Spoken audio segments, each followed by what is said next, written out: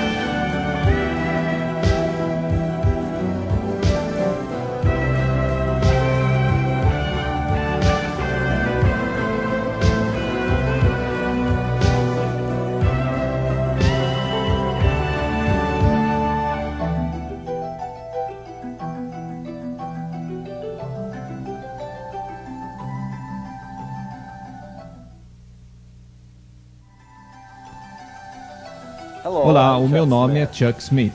E eu sou Karen Matriciana. Bem-vindos a esta edição de Invasão Pagã. Ao entrarmos no século XXI, grande número de líderes políticos e líderes espirituais dizem que estaremos testemunhando também o crescimento do movimento Nova Era. Nos anos 60, muitos dos que estavam buscando enlevo espiritual voltaram-se para as drogas psicodélicas e ao misticismo oriental. Aquelas experiências firmaram o fundamento do clima espiritual dos dias de hoje.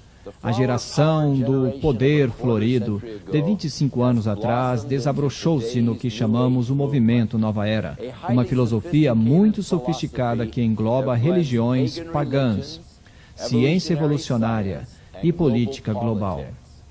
A unir a religião, a ciência e a política sob um sistema comum, este movimento diz oferecer uma nova visão para a humanidade e está fazendo todo o esforço para recepcionar esta nova era de consciência global. Nos anos 70, um cientista chamado James Lovelock fez renascer e popularizou os conceitos das religiões pagãs, onde afirma que todas as espécies e elementos na Terra formam um organismo coletivo. Isto é, seres humanos, plantas, rochas e minerais são todos parte de um corpo cósmico. Sua proposta ficou conhecida como hipótese Gaia. O conceito Gaia ensina que a Mãe Natureza é uma deusa, uma pessoa capaz de reagir aos ataques. Se nós, como humanidade, a deixamos irada, ela poderá vingar-se, assim como as células brancas do nosso sistema de imunização reagem contra um vírus perigoso. Portanto, um movimento ecológico global e ambientalista é absolutamente necessário para a nossa sobrevivência. O jornal inglês The Times citou a hipótese Gaia como possivelmente o movimento em discussão mais significativo dos anos 80. Em abril de 1990, essa ideia teve seu ápice na maior demonstração mundial da história, conhecida como Earth Day, uma comemoração que reconhecia a Sagrada Mãe Natureza Gaia como uma força espiritual viva que deu crescimento para todas as formas de vida desde os primórdios dos tempos.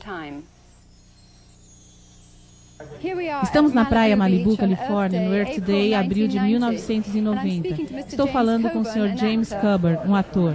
Sr. Cubber, por que deveríamos nos preocupar com Earth Day ou a Mãe Natureza? Mother Earth is the mother. She's the mother goddess. She's the one that we should be praising rather than raping.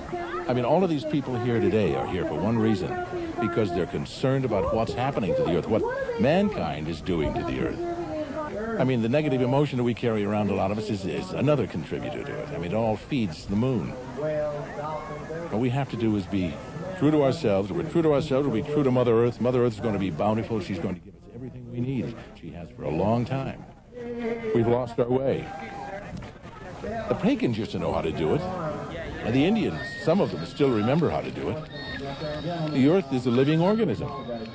We're killing the one we love the most, and she loves us. We gotta praise our mother goddess. A revista americana Time recentemente anunciou este reavivamento Gaia com o título Adoração à Deusa, como esforço para criar uma expressão espiritual feminina centralizadora, distanciando assim de um Deus Pai patriarcal.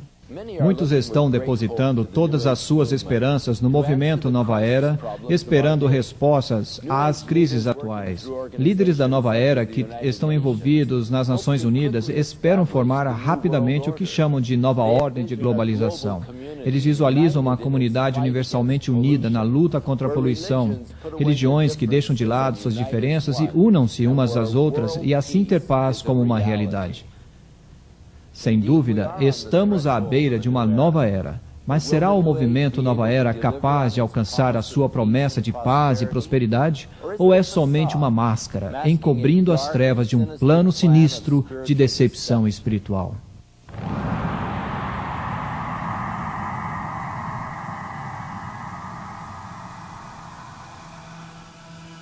Jesus himself warned us that in the last days many would come claiming to be Christ and Messiah.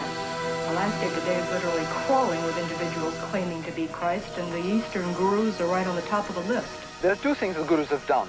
On the one hand, they've used Eastern-type words that are floating about in the West, words like energy, vibrations, and so on. And they've also used words, phrases, ideas from the Bible, from the teaching of Jesus, misused them, twisted them around to draw people to themselves, to suggest that the things that Jesus was talking about are actually the things they are talking about, when actually it's not so at all. In Holy Bible, it has been explained very explicitly that be ye perfect even as your Father who is in heavens is perfect. And we are also basically the same as He is. The Eastern gurus, the occultists of every description, have taken the terms of the Bible and felt every liberty to redefine them according to their basic presuppositions. God becomes not a personal individual, a spirit with whom we have a personal relationship. Through his Son, Jesus Christ, he becomes an impersonal force. God is something, an energy that permeates every one of us, each and every one of us. And it's both personal and non-personal. Jesus becomes not the way, the truth, and the life, but an avatar, a way shower, one of many paths to God. Jesus Christ, of course, was an enlightened master. Bhagwan is another Jesus, another Buddha. Jesus Christ was a great master, like our master is today. The Word made flesh, as the Bible puts it. Ernest Winter, PhD em Direito Internacional, foi diplomata no Departamento Austríaco de Estrangeiros por 10 anos. e nos anos de 1968 a 1978 foi diretor na ONU. My greatest concern really is the growing interest and dedication and application of Eastern mystical thought and practices within traditional Christian groups and churches. There's a vacuum, there's a longing. They want to be filled with, quote, religious experience. Os ensinamentos da nova era declaram falsamente que as experiências espirituais hindus são compatíveis com as do cristianismo. O incrível é ver líderes cristãos que, através de seus livros, revistas, pregações, programas de rádio e televisão, encorajam milhões de cristãos a buscar tais experiências originalmente hinduístas. Many people who are in the Christian church have come to us and have had deeper experiences of spirituality and of God as a result of this meditation.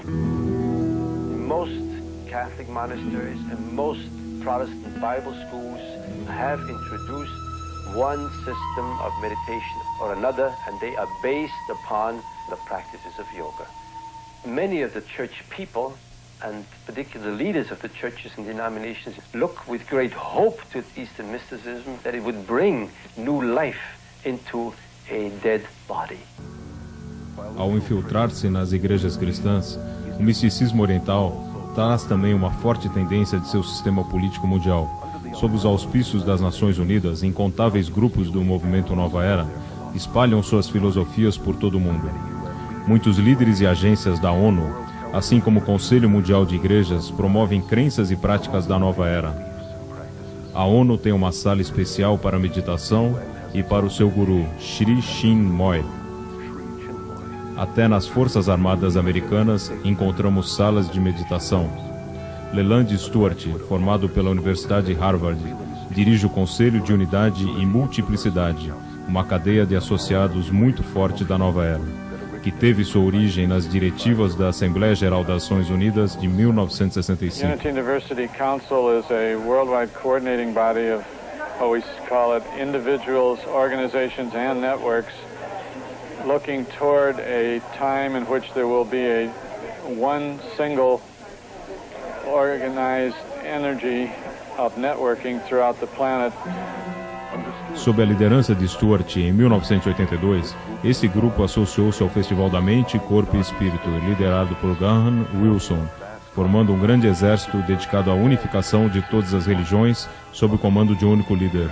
I am very interested in the harmony of all religions. It's not just to give birth to another religion, but rather to produce, let's call it, a universal religious outlook through which there can be a new connecting of all cultures and all religions, all races. In this growing consciousness of sharing godliness and looking for a leader to lead everyone into this new heaven, the UN plays a very important role inasmuch as it is a support system. Any group that meets to discuss these matters would be very eager and very careful to have UN sponsorship. Our organization has been represented in the United Nations. We have an office there, and this has been going on for approximately 5 years. We've been involved in all the sessions that are going on in the UN. We've been able to watch and participate, offering meditations and presentations. How is this possible? I think it became possible by the thought and actions of one man in the UN, Robert Mueller, who was continuously emphasizing that the UN has to be a support system to this conditioning of man, to this sharing desire, to this looking for a one world government, for one world leader, and playing down, and I believe myself correctly, that the UN is not that world government, that is a conditioning device, that it is an aid, a support system. It gives prestige to otherwise completely outlandish groups. A Universidade Espiritual Mundial de Brahma Kumaras na Índia é usada pela ONU e seus membros em conferências que focalizam a globalização, da paz e da unidade. Delegates from all over the world, VIPs, are attending to express their ideas and to experience peace in a very real way themselves. This experience will enable them also to draw up new laws for universal peace. This will be endorsed by heads of state and submitted as a practical form